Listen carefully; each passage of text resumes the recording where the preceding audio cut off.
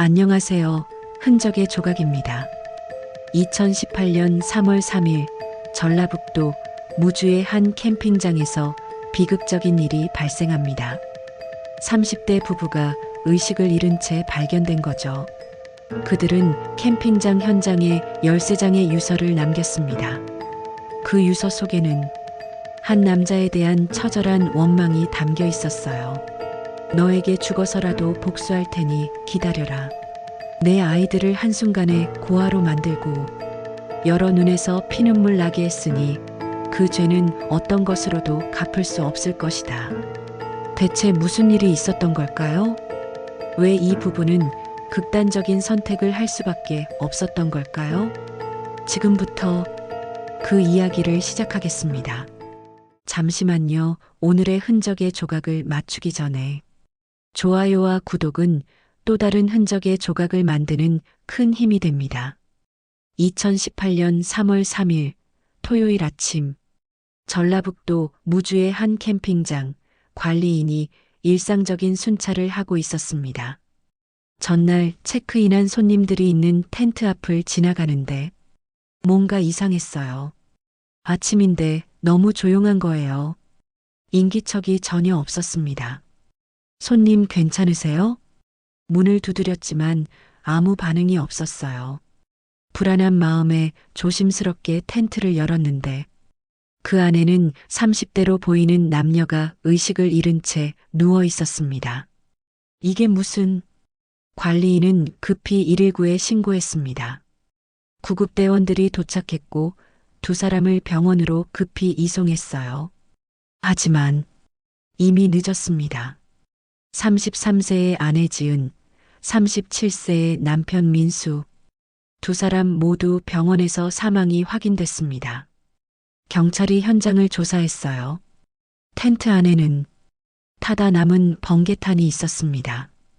극단적인 선택이었던 거죠. 동반 자살인 것 같습니다. 경찰은 일단 그렇게 결론 내렸어요. 그런데 텐트 안을 더 살펴보던 중 여러 장의 편지가 발견됐습니다. 총 13장의 유서였어요. 유서를 하나하나 읽어내려가던 경찰관의 표정이 굳어졌습니다. 이건 단순한 사건이 아닙니다. 그 유서 속에는 충격적인 내용이 담겨 있었거든요. 두 장은 아내 지은이 두 딸들에게 남긴 편지였습니다. 마음속 깊이 아끼고 사랑했어. 엄마 아빠가 너희를 떠나서 정말 미안해. 애틋한 심경이 그대로 담겨 있었어요. 세 장은 남편 민수가 양가 부모님께 남긴 편지였습니다. 세상에서 가장 큰 불효를 저질렀습니다. 용서해 주세요. 죄스러운 마음이 절절히 느껴졌죠. 그리고 나머지 편지들. 부부가 함께 작성한 글도 있었고 특히 변호사에게 남긴 4장의 유서가 있었습니다.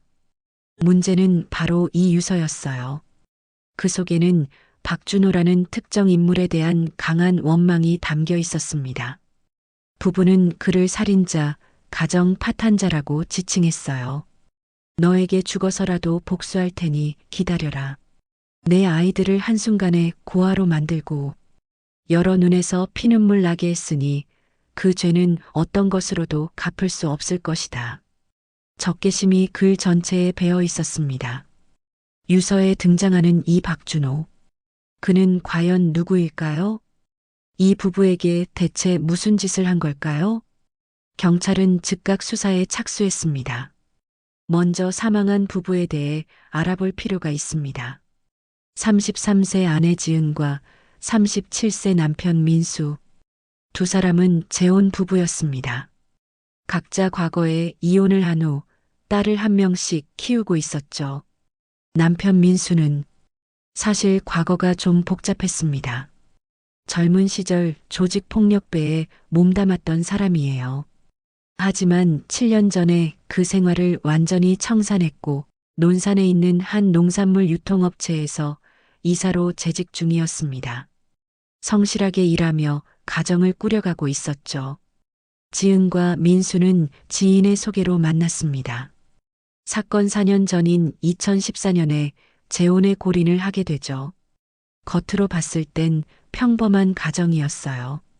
두 딸과 함께 행복하게 살아가는 그런 가족이었습니다. 그런데 이 가정을 완전히 무너뜨린 사람이 있었으니 바로 박준호였습니다. 박준호는 누구일까요? 그는 민수의 30년 지기 고향 친구였습니다. 그것도 그냥 친구가 아니라 함께 조직폭력배에 있던 절친이었어요. 민수가 조폭 생활을 청산한 후에도 연락을 이어갔고 논산에서 함께 동업을 할 정도로 가까웠죠. 재혼 후에는 가족끼리도 자주 만나 시간을 보냈습니다. 민수의 아내 지은도 박준호를 남편의 절친으로 알고 지냈어요.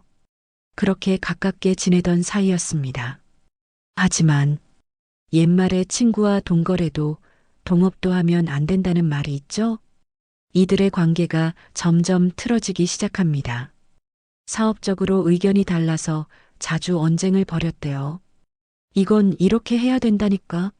아니야, 내 방식이 맞아. 처음에는 작은 다툼이었지만 점점 골이 깊어졌습니다. 그러다가 결국 2017년 4월 관계가 완전히 산산조각 나는 결정적인 사건이 발생합니다. 2017년 4월 10일 남편 민수는 베트남 해외 출장을 떠나게 됩니다. 5박 6일 일정이었어요. 홀로 남은 아내 지은이 두 딸을 챙기며 집을 지켰죠. 월요일 아침이었습니다. 지은은 아이들에게 아침을 먹이고 학교에 보냈어요. 조심히 다녀와. 아이들을 보낸 후 한숨 돌리려던 그때 카톡 메시지가 도착했습니다. 박준호였어요. 지은은 좀 의아했습니다. 지난 몇 달간 남편과 박준호의 관계가 소원해진 상태였거든요. 그런데 이른 아침에 왜 연락이 온 걸까? 지은 씨, 긴히 할 말이 있어요. 잠깐 나올 수 있어요? 박준호는 근처 커피숍으로 나오라고 했습니다. 지은은 거절했어요. 사실 그동안 박준호와 단둘이 만난 적이 없었거든요. 항상 남편과 함께였죠. 그런데 둘만 만나자니 좀 껄끄러웠습니다. 죄송한데 저 좀 바빠서요. 하지만 박준호는 계속 설득했습니다. 잠깐이면 돼요. 정말 중요한 얘기예요. 부탁이에요. 간곡했어요. 너무 간곡해서 거절하기 어려울 정도였습니다. 결국 지은은 마음을 바꿨습니다. 잠깐만 만나면 되겠지. 근처 커피숍에서 만난 두 사람. 테이크아웃으로 커피를 사서 박준호의 차에 탔습니다. 처음에는 그냥 근황 이야기를 나눴어요. 요즘 어떻게 지내세요? 네, 잘 지내고 있어요. 그런데 갑자기 박준호가 본론을 꺼냈습니다. 지은 씨, 사실 할 말이 있어서요. 네, 민수 형한테 사생아가 있어요. 순간 지은의 머릿속이 하얘졌습니다. 네, 지금 무슨 사생아? 남편에게? 이게 무슨 소리야? 당황한 지은이 말을 잇지 못하는데 박준호가 갑자기 휴대폰을 꺼냈습니다. 그리고 누군가에게 전화를 걸었어요. 스피커폰으로요. 야, 너 지금 어디야? 전화 너머로 남자 목소리가 들렸습니다. 박준호가 큰 소리로 윽박질렀어요. 아, 민수 그 새끼 말이야. 사생아 있는 거 너도 알고 있지? 내가 그 새끼한테 연장 넣으라고 하면 넣을 수 있지? 형님, 그거야 당연하죠. 지은은 얼어붙었습니다. 연장을 넣는다? 조폭 용어로 폭력을 행사한다는 뜻이었죠. 전화를 끊고 또 어디론가 전화를 걸었어요. 이번엔 현직 경찰관이었습니다. 형님이라고 부르며 공손하게 말했어요. 형님, 제가 지금 낫을 들고 있는데요. 제 앞에 있는 사람이 말을 안 들어요. 이거 어떻게 해야 되나요? 전화 너머에서 알아서 해라는 대답이 들렸습니다. 박준호는 전화를 끊고 지은을 쳐다봤어요. 분위기가 완전히 바뀌었습니다. 노골적인 협박이었어요. 지은은 너무 놀라서 차에서 내리려고 했습니다. 손잡이를 잡았는데 박준호가 그녀의 팔을 강하게 붙잡았어요. 어디 가려고? 놔주세요. 하지만 박준호는 그녀를 다시 차 안으로 끌어들였습니다. 그리고 탁! 정신 차리라는 듯 뺨을 때렸어요. 지은이 얼굴을 감싸 쥐었습니다. 하지만 끝이 아니었어요. 박준호는 주먹으로 그녀의 머리를 4차례나 가격했습니다. 쾅! 쾅! 쾅! 쾅! 좁은 차 안에서 일방적인 폭행이 이루어졌습니다. 지은은 공포에 떨었어요. 박준호는 전직 조폭이었습니다.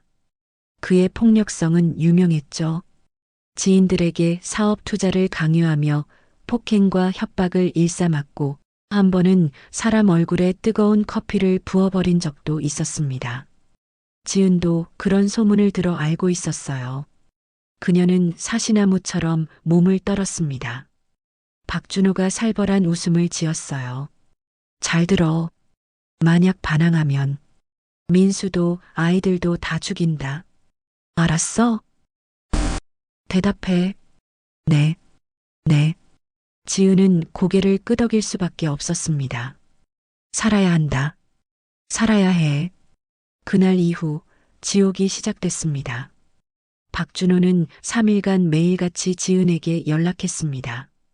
지은은 친정으로 몸을 피했는데 박준호는 어떻게 알았는지 근처까지 따라왔어요. 지은 씨 나왔어요. 밥 먹으러 가요.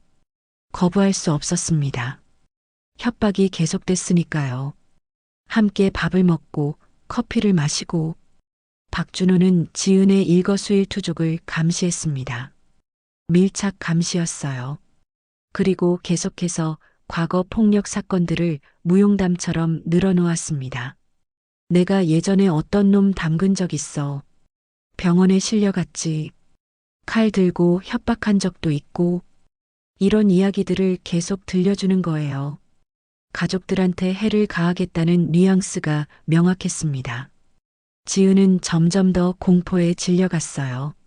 4월 14일 금요일 밤 11시 지은은 2딸을 재우고 잠자리 준비를 하고 있었습니다. 베트남에 있는 남편 민수에게도 짧은 문자를 보냈어요. 여보, 졸려서 먼저 잘게요. 잘 자요. 남편의 답장이 왔습니다. 그래, 푹 쉬어. 사랑해. 지은은 휴대폰을 내려놓으려는데 문자가 또 왔습니다. 박준호였어요. 집 앞이에요. 잠깐 나와요. 지은은 거절했습니다. 지금 너무 늦었어요. 내일 봬요. 하지만 박준호는 집요했습니다. 안 나올 거예요? 그럼 오랜만에 애들도 볼 겸 집으로 갈까요? 애들만 있잖아요. 순간 지은의 온몸에 소름이 돋았습니다. 아이들을 건드리겠다는 협박이었어요. 더 이상 거부할 수 없었습니다. 지은은 조용히 집을 나와 주차장으로 내려갔습니다. 박준호의 차가 기다리고 있었어요. 타요. 지은은 차에 탔습니다. 박준호는 편의점에 들러 맥주를 샀습니다. 그리고 차를 몰기 시작했어요. 어디 가는 거예요? 조용히 있어요. 차는 점점 외진 곳으로 향했습니다. 그리고 무인 모텔 앞에 멈췄어요. 내려요. 안 돼요. 저 집에 가야 해요. 지은이 거부했지만 박준호는 말이 전혀 통하지 않았습니다. 그는 지은의 팔을 붙잡고 강제로 모텔로 끌고 갔어요. 방 안에 들어간 박준호는 맥주를 따라 마시기 시작했습니다. 지은은 문 쪽에 서서 떨고 있었어요. 앉아요. 저 집에 가야 해요. 애들이. 앉으라니까. 박준호가 소리를 질렀습니다. 지은은 어쩔 수 없이 침대 끝에 앉았어요. 박준호가 다가왔습니다. 그리고 갑자기 그녀를 침대로 밀쳤어요. 안 돼요. 그만해요. 지은이 반항했습니다. 하지만 탁! 뺨이 맞고 머리에 주먹이 날아왔습니다. 조용히 해. 전직 조폭 출신 30대 남성의 힘을 30대 초반 여성 혼자 당해낼 수 없었습니다. 지은은 계속 저항했지만 소용없었어요. 싫어요. 제발, 제발 안 돼요. 하지만 박준호는 멈추지 않았습니다. 벗어날 수 없는 공포 속에서 지은은 속수무책으로 짓밟혔습니다. 그날 밤 한 여성의 인생이 완전히 무너졌다는 것만 말씀드리겠습니다. 새벽이 되어서야 박준호는 지은을 집 근처에 내려줬어요. 오늘 일 아무한테도 말하지 마. 특히 민수한테. 알았지? 대답 안 해? 알았어요. 지은은 비틀거리며 집으로 돌아왔습니다. 샤워를 했어요. 한참을 했습니다. 하지만 아무리 씻어도 더러움이 지워지지 않는 것 같았어요. 거울 속 자신의 모습을 보며 지은은 무너졌습니다. 4월 15일 베트남 출장을 마친 민수가 집으로 돌아왔습니다. 여보, 다녀왔어. 집안에서 아내가 나왔어요. 하지만 뭔가 이상했습니다. 지은의 얼굴이 창백했어요. 눈빛도 초점이 없었습니다. 여보, 괜찮아? 어디 아파? 아니, 괜찮아. 하지만 괜찮아 보이지 않았어요. 민수는 걱정이 됐습니다. 그날 밤 지은은 더 이상 참을 수 없었어요. 남편에게 모든 것을 털어놨습니다. 박준호가 자신을 협박했다는 것, 폭행했다는 것, 그리고 그날 밤 일까지. 뭐라고? 민수는 귀를 의심했습니다. 박준호가 30년 직 이 친구가 내 아내를, 그 개새끼가. 민수의 온몸이 부들부들 떨렸습니다. 분노였습니다. 엄청난 분노가 치밀어 올랐어요. 당장 박준호를 찾아가서 죽여버리고 싶었습니다. 하지만 지은이 그를 붙잡았어요. 안 돼요. 당신까지 잘못되면 안 돼요. 하지만 경찰에 신고해요. 제대로 처벌받게 해야 해요. 민수는 주먹을 꽉 쥐었습니다. 그리고 고개를 끄덕였어요. 알았어. 신고하자. 그놈을 감옥에 보내자. 4월 16일 민수는 경찰에 신고했습니다. 박준호를 고소합니다. 제 아내를 성폭행했습니다. 경찰이 움직이기 시작했어요. 지은도 경찰서에 가서 진술했습니다. 처음부터 끝까지 일어났던 모든 일을. 얼마나 힘들었을까요?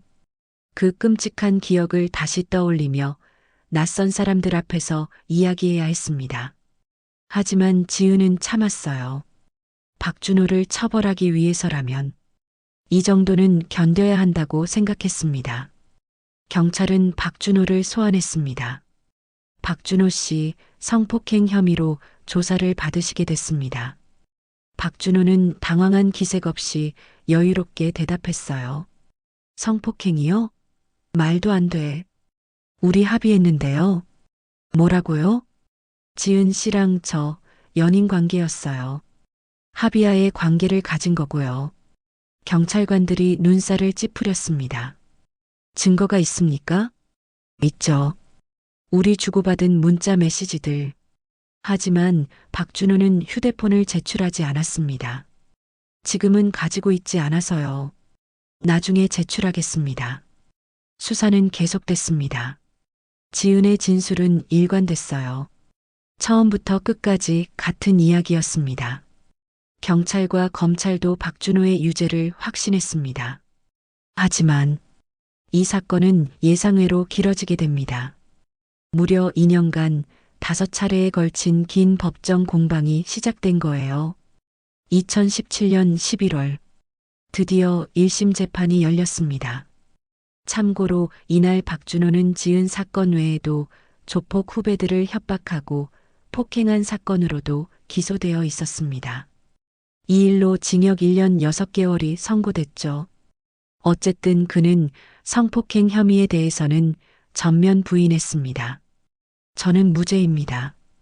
박준호의 주장을 들어볼까요? 그는 이렇게 말했습니다.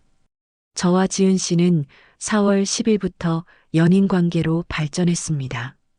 민수 형이 출장 간 그날부터요. 그리고 4월 15일 합의하에 성관계를 가졌습니다. 법정이 술렁였습니다. 검사가 물었어요. 피해자는 협박과 폭행을 당했다고 진술했습니다. 어떻게 설명하시겠습니까? 박준호는 천연덕스럽게 대답했습니다. 제가 먼저 지은 씨에게 연락한 건 맞습니다. 하지만 다른 뜻은 없었어요. 민수 형과 제가 사이가 안 좋아졌다고 해서 원래 친하게 지내던 아내들까지 척을 지는 건 아니라고 생각했거든요. 그래서 화해시킬 생각으로 연락한 거였습니다. 그런데 만나서 이야기를 나누다 보니 지은 씨가 뜻밖의 저에게 도움을 요청하더라고요.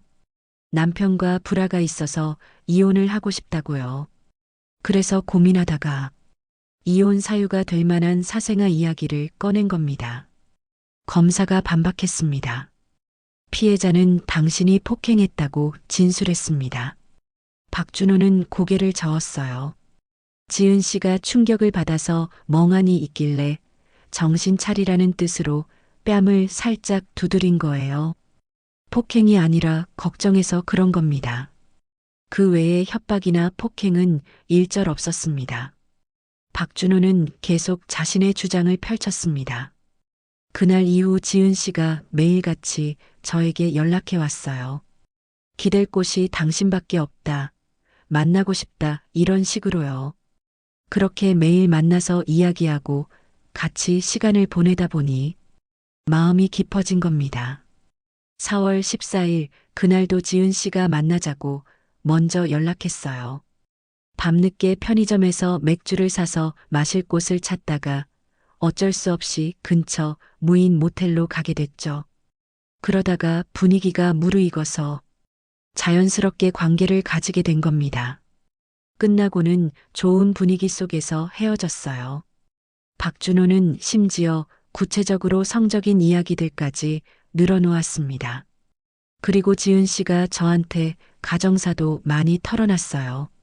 남편의 전처가 찾아와서 딸을 데려갔다는 얘기도 하고요. 시댁과 불화가 있다. 남편이 친딸을 차별하는 것 같다. 이런 얘기들도 했죠. 이런 구체적인 내용들이 법정에서 공개됐습니다. 검사가 추궁했어요. 그렇다면 왜 피해자는 당신을 고소한 겁니까? 박준호는 뻔뻔하게 대답했습니다. 우리 내연 관계가 남편한테 들통났으니까요. 지은 씨가 남편한테 혼날까봐 두려워서 성폭행으로 뒤집어 씌운 겁니다. 만약 정말 제가 강제로 한 거라면 왜 그 사이에 경찰이나 남편한테 연락하지 않았겠어요? 두려웠다면 도움을 요청했을 거 아닙니까? 이 말에 재판부도 고개를 끄덕였습니다. 실제로 4월 10일부터 15일까지 지은과 민수가 주고받은 메시지를 확인해 보니 그냥 일상적인 대화만 있었어요. 오늘 저녁 뭐 먹을까? 애들은 잘 있어? 이런 내용들이었죠. 박준호를 만났다거나 협박당하고 있다는 내용은 전혀 없었습니다. 검사가 지은에게 물었습니다. 왜 남편에게 바로 말하지 않았습니까? 지은이 떨리는 목소리로 대답했어요. 두려웠어요. 박준호가 남편과 아이들을 해칠까봐. 그리고 사생아 이야기가 사실이라면 어쩌나 하는 생각도 들었어요. 머리가 너무 복잡했습니다. 재판부는 고개를 끄덕였지만 뭔가 석연치 않은 표정이었어요. 그리고 결정적인 증거가 등장했습니다. 바로 모텔 CCTV였어요. 영상에는 지은과 박준호가 함께 모텔로 들어가는 장면이 찍혀 있었습니다. 박준호가 맥주가 든 비닐봉지를 들고 지은이 옆에서 함께 걸어가는 모습, 그리고 방으로 들어가는 장면. 영상을 자세히 보면 지은이 저항하는 모습은 보이지 않았습니다. 박준호가 지은을 끌고 가거나 지은이 도망가려는 모습도 없었어요. 그냥 두 사람이 함께 걸어 들어가는 것처럼 보였습니다. 재판부는 이 영상을 주목했습니다. 피해자가 저항하지 않은 것처럼 보입니다. 검사가 반박했습니다. 피해자는 계속된 협박으로 공포에 질려 있었습니다. 저항할 수 없는 상태였던 겁니다. 하지만 재판부는 고개를 저었어요. 협박당하는 사람이 이렇게 자연스럽게 행동할까요? 그리고 또 다른 문제가 있었습니다. 4월 10일부터 16일까지 지은과 박준호가 주고받은 문자네요. 지은이 모두 삭제해버린 거예요. 검사가 물었습니다. 왜 삭제한 겁니까? 박준호가 협박해서 어쩔 수 없었어요. 포렌식으로 복구를 시도했습니다만 박준호가 협조하지 않아서 실패했습니다. 실제로 박준호는 자신의 휴대폰을 제출하지 않았습니다. 처음에는 문자를 삭제했다고 했다가 나중에는 다른 사람이 휴대폰을 가지고 있어서 제출할 수 없다고 말을 바꿨어요. 하지만 강제로 제출하게 할 방법이 없었습니다. 결국 문자 내역은 복구되지 않았어요. 재판부는 고민했습니다. 객관적인 물증, CCTV 영상만 놓고 보면 박준호의 주장이 더 설득력 있어 보였습니다. 2017년 12월 1심 판결이 내려졌습니다. 피고인 박준호에게 무죄를 선고한다. 쾅! 망치 소리가 법정에 울려 퍼졌습니다. 지은과 민수는 믿을 수 없다는 표정으로 서로를 바라봤어요. 무죄? 무죄라고? 재판부는 피해자의 진술만으로는 피고인의 범행을 인정하기 어렵다고 판단했습니다. 피고인의 주장이 보다 논리적이고 CCTV 영상도 이를 뒷받침합니다. 따라서 무죄를 선고합니다.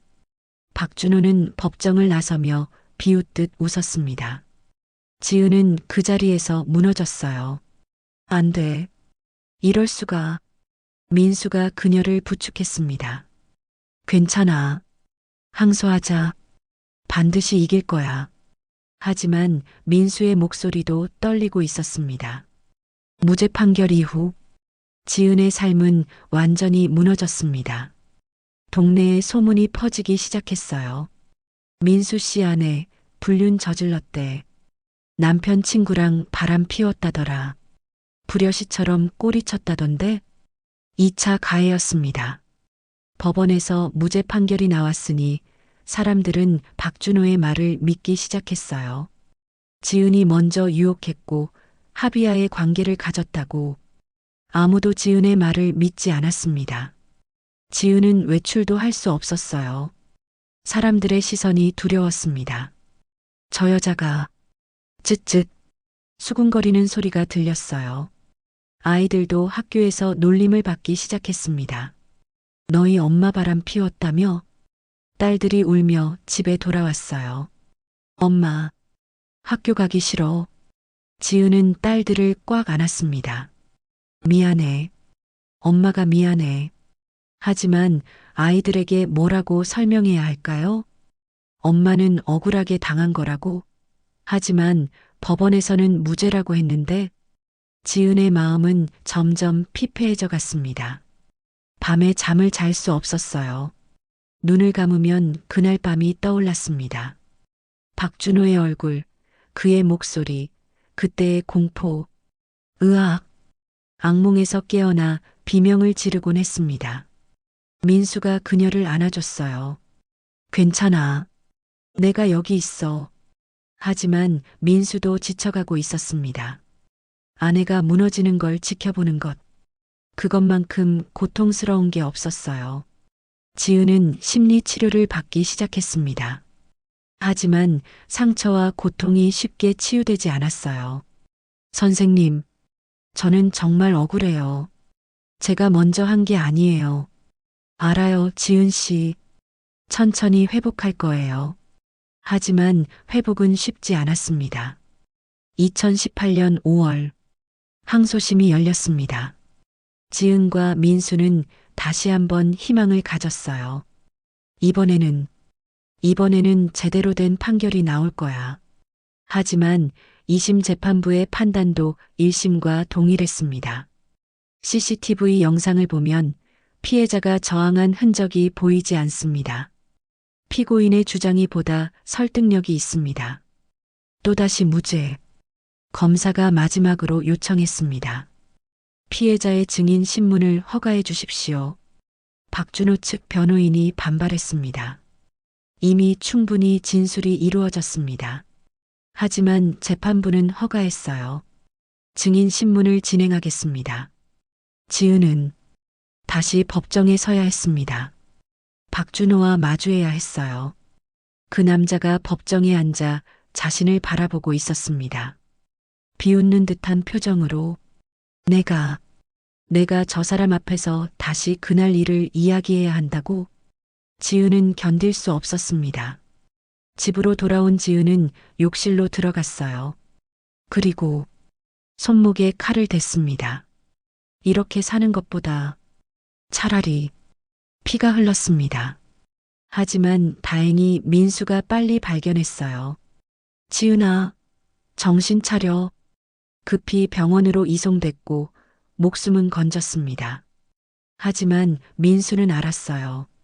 아내가 한계에 다다랐다는 것을, 그리고 자신도 더 이상 견딜 수 없다는 것을. 내가 아내를 위해 할 수 있는 게 아무것도 없어. 법도 우리 편이 아니야. 사람들도 우리를 믿지 않아. 이렇게 사는 게 무슨 의미가 있을까?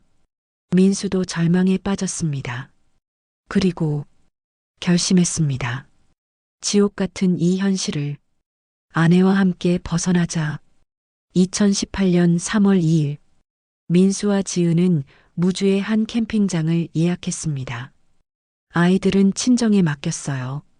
엄마, 아빠 어디 가요? 응, 잠깐 다녀올게. 너희들 잘 있어. 두 사람은 딸들을 꽉 안아줬습니다. 사랑해. 정말 사랑해. 엄마, 아빠도 사랑해요. 그렇게 캠핑장으로 향했습니다. 텐트를 치고 두 사람은 마주 앉았어요. 여보, 미안해. 아니야, 내가 미안해. 두 사람은 13장의 편지를 썼습니다. 딸들에게, 부모님께, 그리고 변호사에게. 마지막 편지에는 박준호에 대한 원망이 가득했습니다. 너에게 죽어서라도 복수할 테니 기다려라. 내 아이들을 한순간에 고아로 만들고 여러 눈에서 피눈물 나게 했으니 그 죄는 어떤 것으로도 갚을 수 없을 것이다. 민수는 마지막 문장을 적었습니다. 박준호, 너는 지금처럼 추잡하고 비굴하게 끝까지 살아남아라. 그래서 남은 평생을 우리가 보낸 지난 1년의 지옥보다 1000배 만배 더 고통스럽게 보내길 바란다. 편지를 다 쓴 두 사람은 서로를 꽉 안았습니다. 다음 생에는 행복하게 살자. 응, 꼭. 그리고 번개탄에 불을 붙였습니다. 2018년 3월 3일, 지은과 민수의 시신이 발견됐습니다.